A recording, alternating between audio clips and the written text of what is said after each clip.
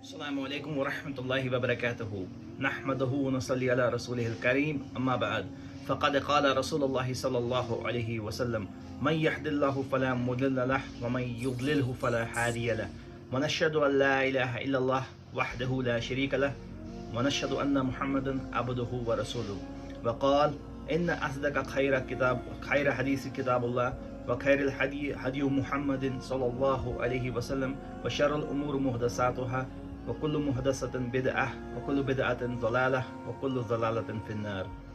Rabbi इश्रह ली सदरी व यस्सिर ली अमरी वहलुल उक़दतम मिन लिसानी यफ़क़हू क़ौली रब्बि ज़िदनी इल्मा रब्बि ज़िदनी अमला अल्लाहुम्मा फ़हमन नबिय्यीन व हिफ़्ज़ल मुरसलीन वल मुक़र्रबीन अल्लाहुम्मा अल्लिमतनी बिमा यनफ़अनी व यनफ़अनी व अल्लिम मा अल्लमतनी। आऊज़ु बिल्लाहि मिनश शैतानिर रजीम बिस्मिल्लाहिर रहमानिर रहीम।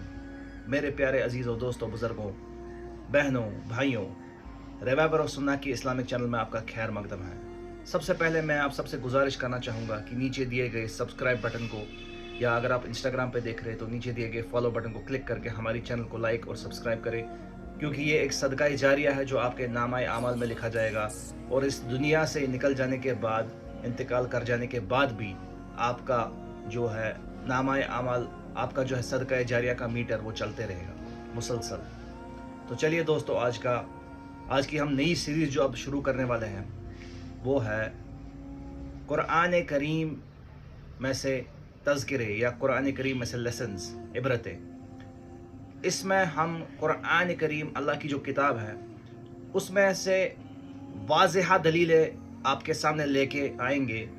कुरान करीम जो हम तक पहुंचाना चाहता है, मैसेज जो हम तक अल्लाह रब्बुल इज़्ज़त की बात हम तक पहुंचाना चाहता है, उसके बारे में हम दलीलें आपके सामने लाएंगे और उसकी हम शरह करेंगे, उसकी हम वजाहत करेंगे। कुरान करीम में जो अलग अलग मैसेजेस है और अलग अलग उन्वान है लौहे इंसानियत के लिए, वो हम आप सब के सामने लेके आएंगे। कुरान करीम में इरशाद है कि ये कुरान नाज़िल किया गया है इंसानों की हिदायत के लिए, और जो इस कुरान की पूरी तरीके से इसको पकड़ के रखेगा, पूरी तरीके से इसका हक बजा लाएगा, इसको पढ़ेगा, इसको समझेगा और इस पे अमलाएगा, वो कभी भी गुमराह नहीं होगा, वो कभी भी गाफिल नहीं होगा। और अल्लाह रब्बुल इज़्ज़त ने कुरान करीम में ही फरमाया कि वलक़द यस्सरनल कुरआन लिज़्ज़िक्रि फ़हल मिन मुद्दकिर। ये कुरान मैंने आसान बनाया है समझने के लिए, तज़किरा करने के लिए। तो तुम लोग इस चीज़ से इबरत क्यों नहीं लेते, तुम लोग इस चीज़ से सबक क्यों नहीं लेते, और तुम लोग इस कुरान को सीखने की कोशिश क्यों नहीं करते। इसलिए मेरे दोस्तों, आजकल जो सोसाइटी में हमारी ये बात फैल चुकी है, ये हमने एक नोशन बना रखा है, ये हमने एक तस्वुर बना रखा है कि कुरान करीम सीखना बहुत मुश्किल है और ये सिर्फ मुफ्तियों का, आलिमों का काम है। ये एक धोखा है, ये एक शैतान का वसवसा है। हर कोई इंसान कुरान करीम को समझ सकता है, सीख सकता है, अगर उसमें जज्बा हो तो, अगर उसमें शौक़ हो, तड़प हो तो। जब हम दुनिया की डिग्रीज़ हासिल करने के लिए किताबों के ज़ख़ीरे जमा कर लेते हैं और डिग्रीज़ के सर्टिफिकेट्स के ज़ख़ीरे जमा कर लेते हैं, किसी भी हद तक जाते हैं, रातों की अपनी नींद को तक कुर्बान कर लेते हैं दुनिया की डिग्रीज़ हासिल करने के लिए या दुनिया में किसी फील्ड में एक्सपर्ट होने के लिए, तो हम क्या अल्लाह की किताब को और अल्लाह के दीन को समझने के लिए इतनी छोटी सी हम मेहनत नहीं कर सकते कि हम दिन में 10 मिनट 15 मिनट स्पेयर करें और कुरान करीम का तज़किरा करें, उसको पढ़ें, उस पर तदब्बुर करें, उस पर तफक्कुर करें और उसकी तफसीर को पढ़ें। बेशक हम बहुत ही ज़्यादा गफलत में और बहकावे में हैं मेरे दोस्तों, अगर हम ऐसा ना कर पाए। मेरे दोस्तों, मेरे अजीज़ों, कुरान हकीम को समझ के पढ़ना और उस पर तदब्बुर करना, खासकर नमाजों में जो हम सूरे पढ़ते हैं, ये बहुत ही ज़्यादा ज़रूरी है। इसके बगैर हमारे नमाज की खुशू खुजू मुकम्मल नहीं होगी। खुशू खुजू का मतलब नमाज में ध्यान रहना और अल्लाह की तरफ मुतवज्जा रहना, इस चीज़ का एहसास रहना कि अल्लाह रब्बुल इज़्ज़त मुझे देख रहे हैं, और इसी कैफियत की वजह से अपनी नमाज को कामिल करना, अपनी नमाज को परफेक्ट करना। क्योंकि नमाज इस्लाम का सतून है और एक मोमिन की पहचान है और एक फ़र्क करने वाली चीज़ है एक मुसलमान के और एक काफिर के बीच में, क्योंकि रसूलुल्लाह सल्लल्लाहु अलैहि वसल्लम ने फरमाया वो चीज़ जो एक काफिर और एक मोमिन, एक मुस्लिम को आपस में तफर्रुक करती है, फ़र्क करती है, वो है नमाज। नमाज का तर्क करना हुक्म कुफ्र के तरफ इंसान को ले जाता है। रसूलुल्लाह सल्लल्लाहु अलैहि वसल्लम का फतवा है ये। और एक इंसान जब कुरान हकीम को समझता है तब जाके उसकी नमाज ज़्यादा इफ़ेक्टिव और ज़्यादा मुअस्सर हो जाती है। मेरे दोस्तों, मेरे अजीज़ों, कुरान मजीद में हर रकात में सूरह फातिहा पढ़ी जाती है, और सूरह फातिहा का मतलब जानना, उस पर तदब्बर करना, उसको समझना वर्ड बाय वर्ड, हरूफ बाय हरूफ, ये बहुत ज़्यादा ज़रूरी है। जब तक हम ऐसा नहीं करेंगे तब तक हमारी नमाज कामलियत से दूर रहेगी, हमारी नमाज खोखली रहेगी। और ऐसा भी हो सकता है कि अगर हम मतलब समझे बगैर पढ़े तो अल्लाह ना करे हमारी नमाज कबूल भी ना हो। इसीलिए मेरे दोस्तों, मेरे अजीज़ों, हम सूरह फातिहा के तर्जुमे को पहले शुरुआत करेंगे, और उस पर हम जितनी हमें अल्लाह रब्बुल इज़्ज़त ने तौफीक दी उतना हम सूरह फातिहा को तदब्बर करके समझने की कोशिश करेंगे। तो चलिए दोस्तों, शुरू करते हैं। अऊज़ु बिल्लाहि मिनश शैतानिर रजीम, बिस्मिल्लाहिर रहमानिर रहीम। अऊज़ु बिल्लाह, मैं पनाह में आता हूँ उस अल्लाह के जो मेरे को पनाह देगा, मिनश शैतानिर रजीम, शैतान मरदूद से, जो शैतान हमेशा इंसान को बहकाते रहता है, वसवसे डालते रहता है। यहाँ तक कि एक इंसान की नमाज में भी वो उसको आके वसवसे डालता है। मस्जिद शरीफ जो पाक तरीन और बेहतरीन जगह ही मानी जाती है इस ज़मीन पे, इस अर्थ पे, उन मसाजिद में भी शैतान आके इंसान को बहकाता है, भटकाता है और वसवसे डालते रहता है। खंजब नामी एक शैतान है, जैसे कि रसूलुल्लाह सल्लल्लाहु अलैहि वसल्लम की हदीस से वारद है। खंजब नामी एक शैतान है जो सफ़ों के बीच में घुस के इंसान को बहकाता है और नमाज में उसको यहाँ वहाँ सोचने पे मुतवज्जा कर देता है। तो किसी भी काम को शुरू करने से पहले, खासकर कुरान मजीद की तिलावत शुरू करने से पहले, ताअवुज़ पढ़ना बहुत ज़रूरी है। ताअवुज़ यानी कि अऊज़ु बिल्लाहि मिनश शैतानिर रजीम, ये वाला फॉर्मूला, ये वाली आयत। तो इसका मतलब मैं पनाह में आता हूँ, मैं पनाह मांगता हूँ, अऊज़ु बिल्लाह, अल्लाह की पनाह में मांगता हूँ, मिनश शैतानिर रजीम, उस शैतान मरदूद से। उसके बाद हम बस्मिल्लाह पढ़ेंगे। बिस्मिल्लाहिर्रहमानिर्रहीम, शुरू करता हूँ अल्लाह के नाम से जो निहायत रहम करने वाला और निहायत मेहरबान है। ये अल्लाह के औसाफ आलिया में से है, ये अल्लाह के अस्मा व सिफ़ात में से सबसे बड़ी अस्मा व सिफ़ात है, जो कि सबसे बुनियादी नाम हमारे रब का है अल्लाह, और उसके बाद जो उनके नाम हैं वो है अर्रहमान और अर्रहीम, यानी कि मेहरबान और बख्शने वाला। तो सूरह फातिहा की शुरुआत करते हैं। फिर याद रखिए मेरे दोस्तों, हर किसी सूरह के पहले आपको बिस्मिल्लाह पढ़ना ही पड़ेगा, उसके बाद ही आप सूरह को शुरुआत कर सकते हैं।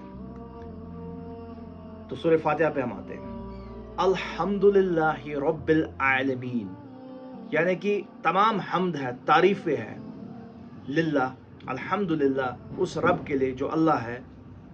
रब्बिल आलमीन, वो रब है तमाम आलमीन का, यानी कि अलग अलग मखलूक़ात, नबातात, जिन्नियात, इंसानात, मलाइक, अलग अलग जितने भी मखलूक और जो हमारे सामने है, नज़रों के सामने है, जो अल्लाह रब्बुल इज़्ज़त ने बनाए हैं, तख्लीक किए हैं, क्रिएट किए हैं, और ऐसे मखलूक जिनको हम देख भी नहीं पाते, जैसे कि माइक्रो ऑर्गेनिजम्स, जैसे कि वायरसेस, ये हर कोई अल्लाह के आलमीन में आते हैं, यानी कि अल्लाह के मुख्तलिफ क्रिएशंस में आते हैं, जो अल्लाह ताला ने अलग अलग शय बनाए हैं, अलग अलग दुनियाएं बनाई हैं। इस प्लैनेट के बगैर और भी बहुत सारे प्लैनेट्स हैं, इस दुनिया के बगैर और भी बहुत सारी दुनियाएं होगी, वल्लाहु आलम, अल्लाह बेहतर जानता है। लेकिन ये सारे आलमीन में आता है, और उन सब आलमीन का रब वही अल्लाह है।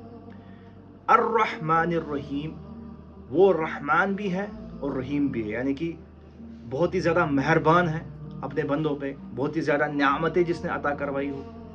रहमान उस صفت کو کہتے ہیں جو کہ دوسروں پہ بہت ہی زیادہ نعمتوں کا عطا کردہ ہو، جس نے بہت ہی زیادہ نعمتیں دی ہو اپنے بندوں کو.